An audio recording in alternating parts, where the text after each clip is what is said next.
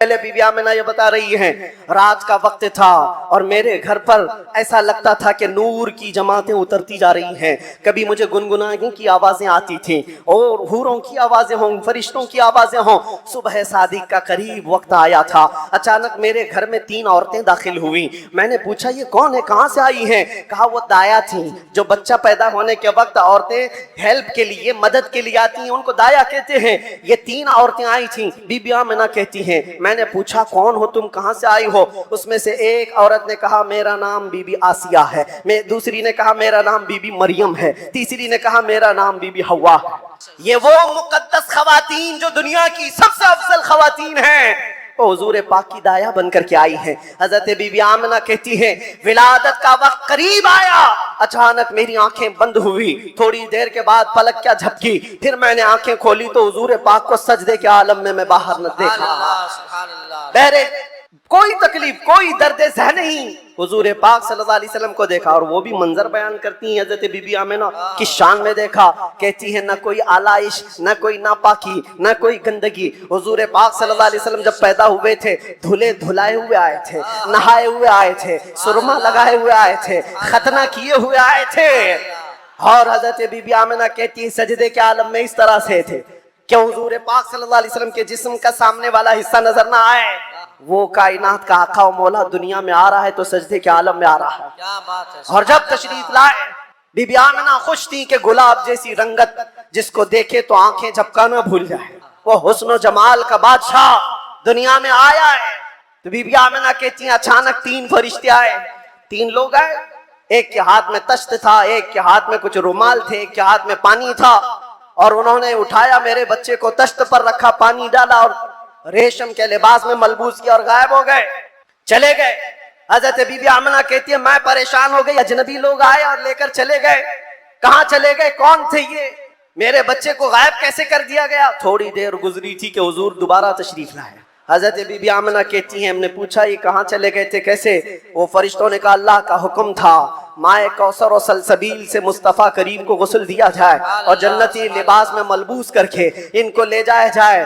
لے جایا جائے کہاں پر؟ یہ آنے والے فرشتوں نے اٹھایا اور جتنی کائنات رب تعالیٰ کی بنی ہوئی ہیں ساری کائنات کی سیر کرائی. ہر جگہ یہ اعلان کروایا فرشتوں نے آئی نہیں حکومت، آئی نہیں حکومت. اور اس کے بعد سارے فرشتوں میں اعلان، ملائے اعلیٰ میں اعلان، سارے جنات میں، حیوانات میں، ہر دنیا میں یہ اعلان کر دیا گیا کہ حضور تشریف لا چکے ہیں. کیوں اعلان کر دیا گیا؟ اس لیے کہ وہ ہر عالم کی رحمت ہیں.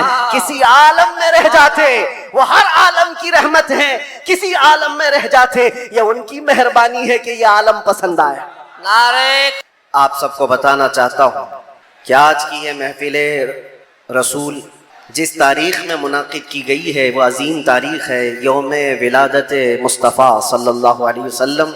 اور تمام عاشقان مصطفیٰ اس بات پر اتفاق رکھتے ہیں کہ مولود مصطفیٰ میں جب بندہ شریک ہو تو وہ صرف اور صرف اپنے آنکھوں سے اور اپنے جسم سے نہیں، اپنے دماغ اور دل کے ساتھ حاضر ہو. محفل کی بے ادبی ذرا برابر بھی نہ ہو، کیونکہ جس محفل میں آپ آئے ہیں وہ مولود مصطفیٰ کی محفل ہے. باوضو ہونا چاہیے بولنے والے کو بھی سننے والے کو بھی. اور فرمایا گیا ہے کہ جب مولود مصطفیٰ میں کوئی بیٹھے تو وہ تصور حضور کے زلفوں کا کیا کرے، وہ تصور رخ مصطفیٰ کا کیا کرے، اور ہنگامہ آرائی سے وہ بے پرواہ رہے، اس لیے کہ بات محبوب کی ہو رہی ہے.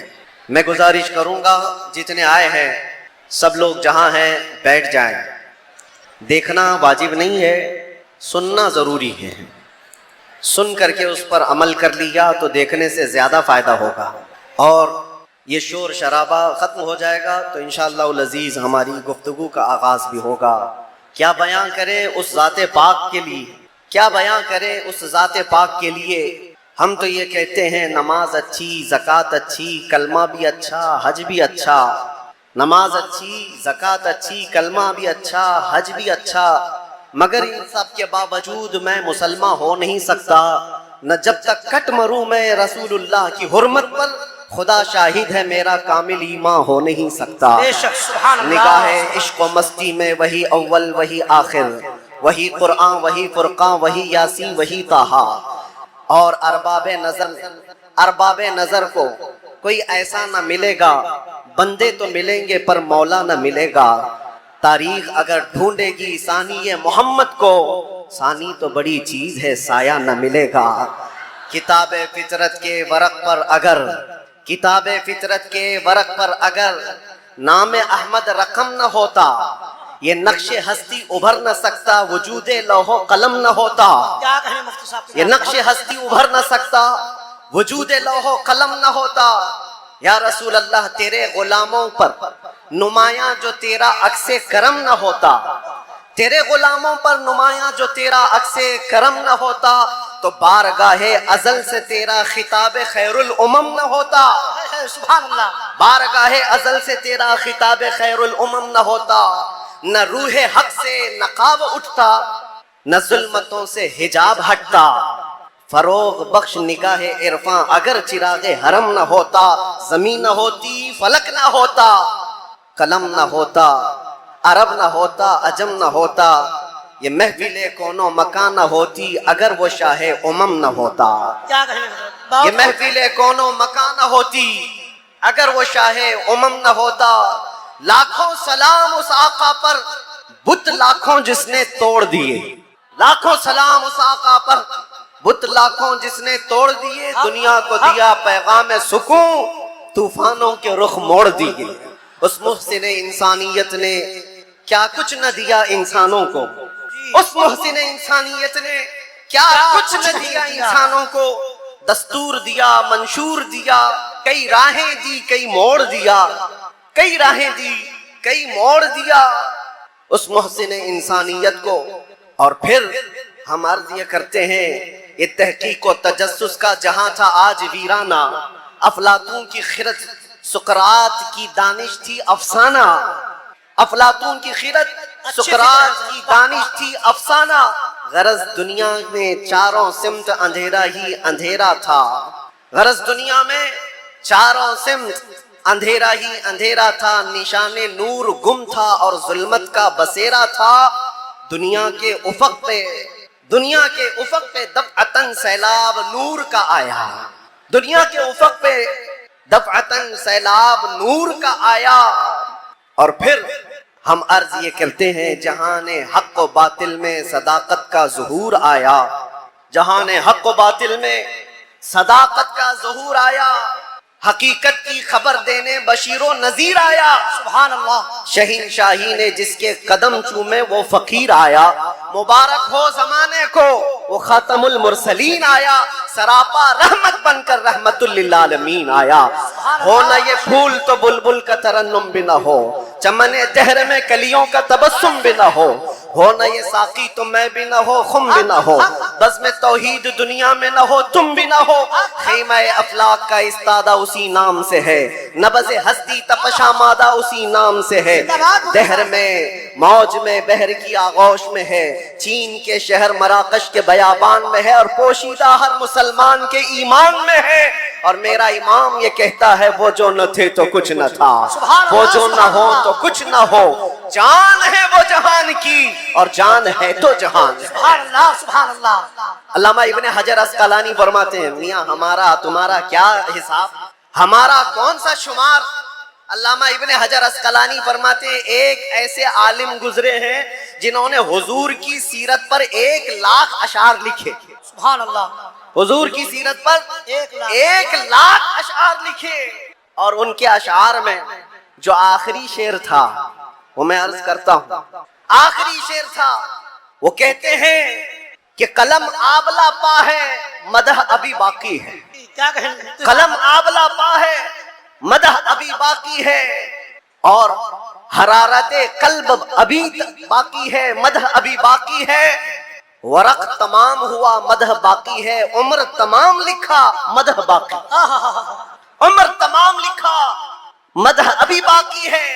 جس کو حافظ شیرازی نے کہا تھا، یا صاحب الجمال و یا سید البشر من وجهك المنیر لقد نور القمر لا يمكن الثناء كما كان حقه بعد از خدا بزرگ توئی قصہ مختصر.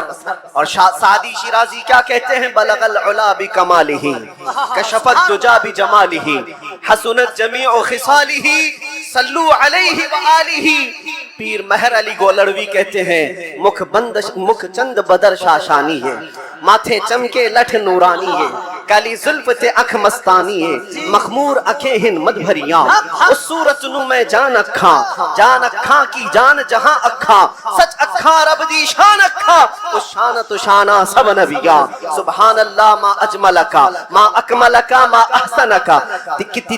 سبحان اللہ ما اجملکا ما احسنکا ما اکملکا. کتنے مہر علی کتنی تیری ثنا، گستاخ اکھے کتنی جا اڑیا. اور بریلی کا عشق یوں کہتا ہے وہ کمال حسن حضور ہے کہ گمان نقص جہاں نہیں، یہی پھول خار سے دور ہے، یہی شمع ہے کہ دھواں نہیں. تیرے آگے یوں ہیں دبے لچے فصحا عرب کے بڑے بڑے، کوئی جانے منہ میں زباں نہیں بلکہ جسم میں جان نہیں. کروں تیرے نام پہ جان فدا، نہ بس ایک جان دو جہاں فدا. کروں تیرے نام پہ جان فدا، نہ بس ایک جان دو جہاں فدا. دو جہاں سے بھی نہیں جی بھرا، کروں کیا کروڑوں جہاں نہیں. یا اللہ مدح کرتے کرتے لوگوں کی زبانیں تھک گئی، اور پھر آخر میں سب نے جو کہا وہی مسلک امام احمد رضا ہے. کیا کہا؟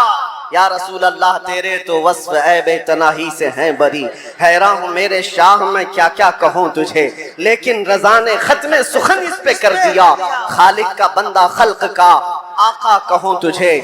عزیزان گرامی وقار، آج یہاں مسجد میں اندر آیا تو گرمی کا جو احساس ہو رہا تھا دیکھ کر کے محسوس ہوا پنکھے بھی چالو ہیں، اے سی بھی چالو ہے، لیکن یہ ساری چیزیں گرماہٹ کو ختم نہیں کر سکتی. پھر پتہ کیا دن کا اجالا تو نہیں ہے، سورج کی تپش تو نہیں ہے، گرمی اتنی کیوں ہے؟ پتہ چلتا ہے کہ یہ عشق رسول کی گرمی کو پنکھے ٹھنڈا نہیں کرتے. عشق رسول کی گرمی کو نعرہ رسالت عالمی یوم درود شریف. یہ پسینہ تو آنا ہی ہے، یہ پسینہ تو آنا ہی ہے. ایرے غیرے نتھو کھیرے کو کون سا پسینہ آئے گا؟ عشق رسول کی گرمی لے کر بیٹھا ہے، اسے کوئی ایسی ٹھنڈا کر بھی نہیں سکتی. اس لیے کہ مجدد نے یہ کہا ہے، امام اہل سنت فاضل بریلوی نے کہا ہے، اے عشق تیرے صدقے جلنے سے چھٹے سستے.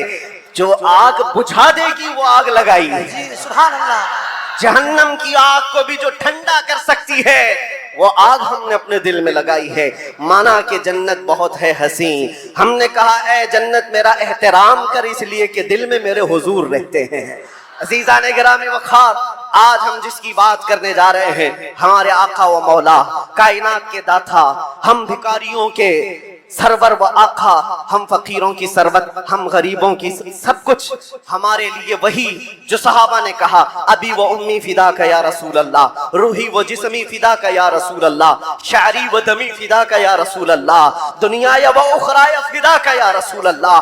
اس محسن کائنات پر کچھ لب کشائی کرنا، کچھ بولنا حقیقت میں ان کی تعریف کرنا نہیں ہے، بلکہ حقیقت میں یہ جلسے، یہ پروگرام، یہ ساری سیرت کی مجلسیں کیوں ہوتی ہیں؟ یا رسول اللہ تیرے عشق کی بدولت میری زندگی بنی، تیرے عشق کی بدولت مجھے زندگی ملی ہے، میری بات بن گئی ہے تیری بات کرتے کرتے. سبحان اللہ سبحان اللہ. ہماری اپنی بات ہو جاتی ہے، ہماری اپنی بات ہو جاتی ہے، حضور کی بات کرو. اسی لیے ہم اکثر کہا کرتے ہیں ان کی بات کرو ہر دل پہ راج کرو، ان کی بات کرو ہر دل پہ راج کرو. میاں چھوڑو اس کو ہمیں بات کرنے کا موقع کہاں ہے؟ میں نے ایک ایسے خطیب کو مصر میں دیکھا ہے جو نابینا ہے پیدائشی، لیکن 12 سال ایک بھی جمعہ ناغہ نہیں کیا، منبر پر کھڑے ہو کر صرف اور صرف حقیقت محمدیہ پر ان کے خطاب ہوا کرتے ہیں. اور انہوں نے قسم کھا رکھی جب تک اللہ زبان عطا کرے، جب تک میرے جسم میں روح باقی ہے، میں صرف اور صرف حضور کی ذات پر ہی بولوں گا. اس لیے کہ جب بادشاہ موجود ہے تو پھر اسی کی مدح سرائی بھی کی جائے، اسی کی مدح سرائی کی جائے گی. آج بس میں کون و فکاں، آج جو ہماری پوری کائنات میں یہ جو رنگ و شباب ہے، یہ ساری چیزیں کس کا عکس جمال ہے؟ یہ کس کا عکس جمال ہے؟ سچ کہا ہے جس نے بھی کہا ہے یا رسول اللہ صلی اللہ تعالی علیہ وسلم، لوح بھی تو قلم بھی تو، تیرا وجود الکتاب، گنبد آبگینہ رنگ تیرے محیط میں حباب. جو کچھ بھی دنیا کو ملا ہے وہ حضور کے عکس جمال سے ملا ہے. یہ صدقہ ہے. آج ہماری عزتیں، آج ہمارے لیے یہ رتبے، یہ شانیں کس بات پر ہے؟ یا ہماری لمبی پگڑی اور جبے کی وجہ سے نہیں ہے. بات ان کی کرتے ہیں اس لیے ہر دل پر راج کرتے ہیں. بات کرو تم نبی پاک صلی اللہ علیہ وسلم کی اور پھر عزتوں کو دیکھو. میاں میں نے محسوس کیا حضور کی عزت پر پیرا دینے والے کو اگر دنیا میں یہ عزت ہے تو مولا آخرت میں کیا رتبہ عطا کرے گا، کیا شان عطا کرے گا. دنیا میں دیکھا ہے 100 سال ہو گئے ہماری محفلوں میں اعلیٰ حضرت ابھی بھی زندہ ہے. مرنے نہیں دیتے لوگ. کیوں؟ اس لیے کہ جو نبی کی بات کرتا ہے مولا اس کا نام بھی زندہ رکھتا ہے، کلام بھی زندہ رکھتا ہے. گستاخ آئے چلے گئے، تاریخ کے پنوں میں ابھی نام بھی گم ہو گئے. بہت سارے کیڑے مکوڑے آئیں گے موسم میں اور چلے بھی جائیں گے، چلے جائیں گے. ان کی تاریخ، ان کے کلام محفوظ نہیں رہے اور لوگوں کو یاد بھی نہیں رہتا چند سال پہلے کیا ہوا تھا، اس کے بعد کیا ہو رہا ہے. سب بھلا دیے جاتے ہیں. عتبہ، شیبہ، ابو لہب اور اس سے بڑے بڑے بہت سارے آئے تاریخ کے. ہر سال کوئی نہ کوئی ناجائز ولد الحرام ہوتا ہے جو حضور کی عزت پر بھونکتا ہے، لیکن وہ موسموں کے ساتھ ایسے ہی ختم بھی ہو جاتا ہے. باقی کون ہوتا ہے؟ اقبال کو سنو. اقبال نے کہا ہے باطل سے ڈرنے والے اے آسماں نہیں ہیں ہم، 100 بار کر چکا ہے تو امتحان ہمارا. توحید کی امانت، عشق رسول کی امانت سینوں میں ہے ہمارے، آسان نہیں مٹانا نام و نشاں ہمارا. یونان و مصر و روما سب مٹ گئے جہاں سے، باقی مگر ہے اب تک نام و نشاں ہمارا. یہ نام و نشاں جو ہمارا باقی ہے وہ اس وجہ سے نہیں ہے کہ ہمارے پاس قوت فولادی ہے، ہمارے پاس طاقت کوئی اسبابی ہے. نام و نشان جو باقی ہے وہ حضور پاک کے نام کی برکت سے ہے، وہ کبھی ختم نہیں ہونے والی ہے. نام رسول پر جو زندہ ہوا صبح قیامت تک مولا تبارک و تعالیٰ اس کے نام کو اور اس کے کلام کو زندہ رکھتا ہے.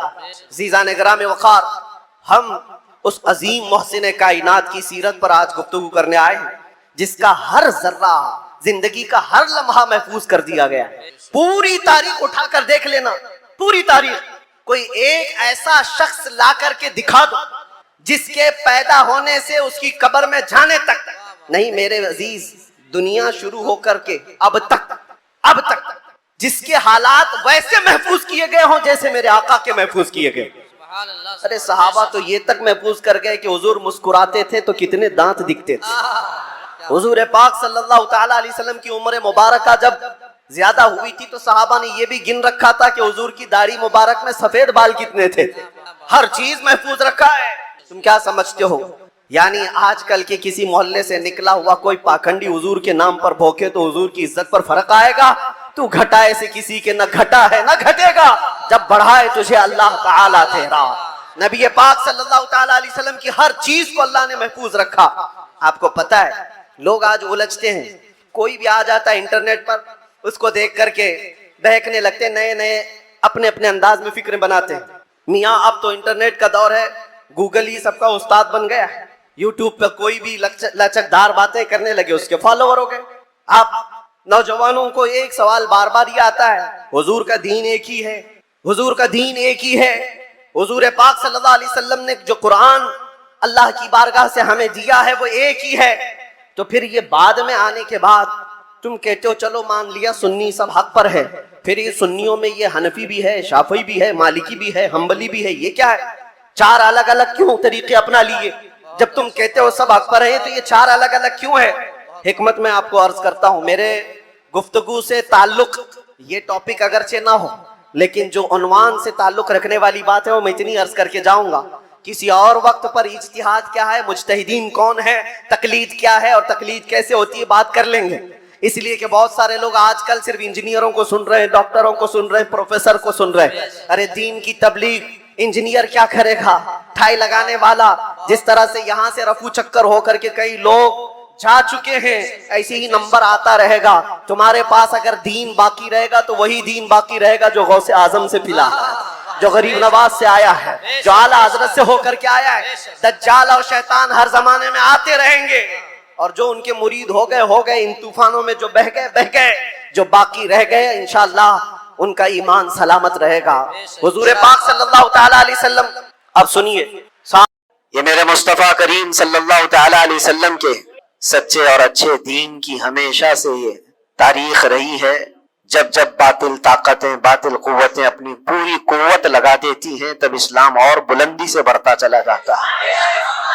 اسی لیے ایک شعر میں بار بار اپنی تقریروں میں کہا کرتا تھا، اور اسی تقریر کے شعر کو لے کر مجھ پر نہ جانے کیا کیا مقدمے لگائے گئے، اور وہ شعر آج کیا قیامت تک بھی بولا جاتا رہے گا۔ میں وہ پھر دہراتا ہوں اس لیے کہ وہ صرف ایک شعر نہیں بلکہ ہمارا ایمان بھی ہے۔ وہ ایمان بھی ہے جس کا معنی اور مفہوم ہمارے قوم کے ہر بچے کو یاد ہے۔ قتل حسین اصل میں مرگ یزید ہے، اسلام زندہ ہوتا ہے ہر کربلا کے بعد، اسلام زندہ ہوتا ہے ہر کربلا۔ جب بھی کبھی کسی کی قربانی ہوتی ہے تو وہ رائے گاہ نہیں جاتی، وہ برباد نہیں جاتی۔ اللہ تبارک و تعالیٰ کی ہزاروں لاکھوں حکمتیں پوشیدہ ہوتی ہیں۔ دنیا کو تو صرف اتنا نظر آتا ہے کہ امام حسین اور ان کے بچے میدان کربلا میں کاٹے گئے، مارے گئے، قتل کر دیے گئے، لیکن اس کے پیچھے کی حکمتیں یہ رب العالمین جانتا ہے۔ اور آج تک قوم اس کو سمجھ رہی ہے کہ اسلام میں جو آج ہریالی باقی ہے اس میں خون حسین کا کردار ہے، اور ہمارے ائمہ کرام بزرگان دین نے اس کو اپنے خون سے اپنی محنتوں سے سینچا ہے۔ لہٰذا میرے عزیزو، آپ سب کو بھی کبھی یہ نروس ہونے کی ضرورت نہیں۔ میں گرفتار ہوا بھی اور واپس اسی جگہ پہنچا جہاں سے ہم آپ کو خطاب کیا کرتے تھے۔ ہزار لوگ یہ سوچتے تھے کہ ممبر پر آپ دوبارہ نہیں کھڑے ہو سکتے۔ ہم نے ان سے یہی کہا تھا، میرا رب تبارک و تعالیٰ چاہے تو تمہاری گردن پہ بھی کھڑا کر دے گا، ممبر پر ہی نہیں، جہاں وہ رب تعالیٰ چاہے کھڑا کر دے۔ اور جب تک اس پروردگار عالم کو منظور نہ ہو وہ اللہ تبارک و تعالیٰ ہمیں کنارے رکھتا ہے۔ یہ صحابہ اکرام، اولیاء کاملین سب کی تاریخ میں رہا ہے۔ آج بڑی خوشی ہے اس بات کی کہ ہم اسی مسجد میں واپس آپ کے ساتھ جمعہ ادا کر رہے ہیں۔ اس مسجد کی روحانیت اور اس کی نورانیت ہمیں واپس یہاں کھینچ لاتی ہے۔ کئی مہینوں کے سفر بھی ہوتے ہیں لیکن واپس اس مسجد میں آ جاتے ہیں، نہ جانے یہاں کے لوگوں کی دعائیں یا یہاں کا کیا تعلق ہے۔ عزیزان گرامی وقار، چند باتیں میں عرض یہ کرنا چاہوں گا کہ قوم کے اندر جو ایک نروس پن ہے، خوف ہے، جس کو دوسرے لفظوں میں اگر میں کہوں تو بزدلی ہے، کس وجہ سے قائم ہے، کس وجہ سے ہے؟ یہ ڈر اور خوف کا ماحول صرف اسی لیے ہے کہ ہر بندہ کمفرٹ زون میں جینا چاہتا ہے، آرام اور عیش کی زندگی میں جینا چاہتا ہے۔ ہر ایک نے اپنے اوپر دنیا اتنی لاد لی ہے، اپنے اوپر دنیا کو اتنا سوار کر لیا ہے کہ اس سے نکلنا اس کے لیے مشکل ہو جاتا ہے۔ اور اسی وجہ سے اللہ کے نبی صلی اللہ تعالی علیہ وسلم ارشاد فرماتے اپنے صحابہ کو بھی، اور تم گھوڑے کی پیٹھ چھوڑ چکے ہو تو سمجھ جانا کہ دوسری قومیں تم پر حکومت کرنے لگ جائیں گی۔ آج بیل کی پونچھ پکڑ کر کھیتی باڑی کرنے کا مطلب صرف یہ نہیں ہے کہ کسان بن جائے، سب کا حال یہ ہے کہ ہمیں دنیا جمع کرنا ہے، دنیا جمع کرنا ہے، اور اس دنیا جمع کرنے کے چکر میں اس کی پوری عمر ختم ہو جاتی ہے لیکن وہ حسرت پوری نہیں ہوتی، وہ حسرت پوری نہیں ہو پاتی۔ جتنی چیز کی تمہیں ضرورت تھی وہ تو حاصل ہو چکا تھا لیکن اس سے زیادہ کی طلب میں ہم بھاگتے ہی رہے۔ ہم یہ نہیں کہتے کہ آپ گھر نہ بنائیں، ہم یہ نہیں کہتے کہ آپ اچھے کپڑے نہ پہنیں، سب کریں، لیکن کم از کم اس بات کا خیال رکھنا چاہیے کہ اس دنیا کی کمائی میں اور اس کی طلب میں کہیں ایسا نہ ہو کہ میرا دین چھوٹ جائے، ایسا نہ ہو کہ اللہ کے نبی صلی اللہ تعالیٰ علیہ وسلم سے جو میری محبت ہے اس میں کمی آ جائے۔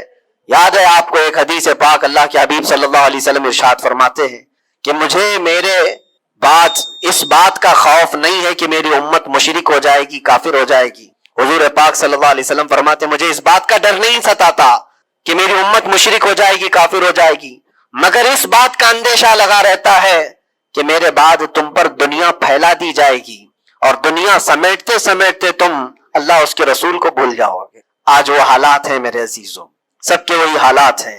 اکثر کی بات میں کہہ رہا ہوں، میں جب بھی کوئی گفتگو کروں تو اس کو میری فضیلت بیان کرنے پر محمول نہ کریں کہ میں اپنی بڑائی بیان کر رہا ہوں۔ میرے عزیزوں، ان حالات کو بھی ہم دیکھ کر کے آئے کہ اندر جانے کے بعد ایک چیز دماغ میں گونجتی تھی، کیا بتلاؤں میں نے کیا کیا دیکھا، کھوٹا سکہ چلتے دیکھا، الٹی گنگا بہتے دیکھا، چھوٹے چھوٹوں کی بات تو چھوڑو، بڑے بڑوں کو ننگا دیکھا، اور حالات تو وہاں کے ایسے یہ ساری چیزیں سکھا دیتی ہیں۔ اور پھر اس بات کا خیال آتا ہے کہ امت آج کن مسائل میں گھری ہوئی ہے، جبکہ طوفان اندر इंतजार में है तबाही के लिए। हम जिन मसाइल में घिरे हुए हैं, इसको देख करके फिर डर लगता है। उलमा के मसाइल, पीरान इज़ाम के मसाइल, जमातों के मसाइल, छोटी छोटी बातों पर हम कोर्ट कचहरी के चक्कर काटते रहते हैं, मस्जिदों के मसाइल, लेकिन जबकि दुश्मन ने कहां से कहां तक तुम्हारे लिए मंसूबे बनाए। हैरत होती है मेरे अजीजों। फिर वो मुहावरा है या तारीख है मुझे पता नहीं, लेकिन एक बात लगती है कि बगदाद पर हलाकू जब हमला करने आया था तो उस वक्त सुना कि उलमा छोटी छोटी चीजों में बहस मुबाहिसे में मुब्तला थे, जबकि कौम को उन्हें इस बात के लिए तैयार रखना चाहिए था कि एक जालिम कौम तुम पर हमला आवर है, उसके मुकाबले के लिए खड़े रहो। आज मैं यही कहना चाहता हूं मेरे अजीजों, छोटे मसाइल को दरकिनार एक जगह रखो। उम्मत मुस्तफा आज जिस कसम पुरसी की हालत में है, जब नबी पाक सल्लल्लाहु तआला अलैहि वसल्लम की इज्जत पर हमले हैं, तो फिर तुम्हारी इज्जत कहां खाक में रहने वाली है? हमारी अपनी इज्जत की बचाने की क्या फिक्र करनी है आपको? पूरी दुनिया का हाल यह है। पहले तो एक मुसलमान की बात मैं आपको बताऊं, फ्रांस जैसा पावरफुल मुल्क, बहुत ही मजबूत कंट्री, 100 साल पहले की बात बता रहा हूं, नबी पाक सल्लल्लाहु तआला अलैहि वसल्लम की शान में वो कोई घिनौनी या गुस्ताखाना अंदाज की फिल्म रिलीज करना चाहते थे, या फिर किसी तरह से मजाक मस्खरे वाले काम के जरिए से मेरे आका सल्लल्लाहु अलैहि वसल्लम को निशाना बनाना चाहते थे, और इस बात को वो अपनी आजादी राय और अपनी ख्याल की आजादी को बताते हैं। उस जमाने में सुल्तान अब्दुल हमीद थे, और तुर्की के वो आखिरी खलीफा सुल्तान अब्दुल हमीद, सिर्फ उन्होंने एक स्टेटमेंट दिया था फ्रांस को कि बाज आ जाओ ये तमाम चीजें करने से, वरना पूरी दुनिया लाकर मैं तुम्हारे सर पे फोड़ दूंगा। सिर्फ इतना जुमला था मेरे अजीजों। आज तक वो न फिल्म रिलीज हुई और न ही फ्रांस उस चीज पर आया। लेकिन अब तो हालात बदल गए, अब तो हालात ऐसे बदले कि हजारों नहीं, लाखों नहीं, करोड़ों की तादाद में हम मौजूद हैं। और फिर इस्लामी ममालिक के नाम पर पूरी दुनिया में कितने मुल्क हैं? 57 ममालिक इस्लामी कहलाते हैं। लेकिन किसको फिक्र है मेरे मुस्तफा करीम सल्लल्लाहु तआला अलैहि वसल्लम की इज्जत पर जब हमले होते हैं? और ये तमाम हालात जब अपना दर्द का मैं इजहार करता हूँ, तो फिर लोगों को ये लगता है कि ये भड़काते हैं, उकसाते हैं। मेरे अजीजों, मैं चाहता हूं कि कौम असल मसाइल को समझे। जो असल मसाइल है उनको समझो, फर्ज को देखो, नफिल की तरफ नहीं। पहले तुम पर जो फर्ज है उसके लिए खड़े हो जाओ।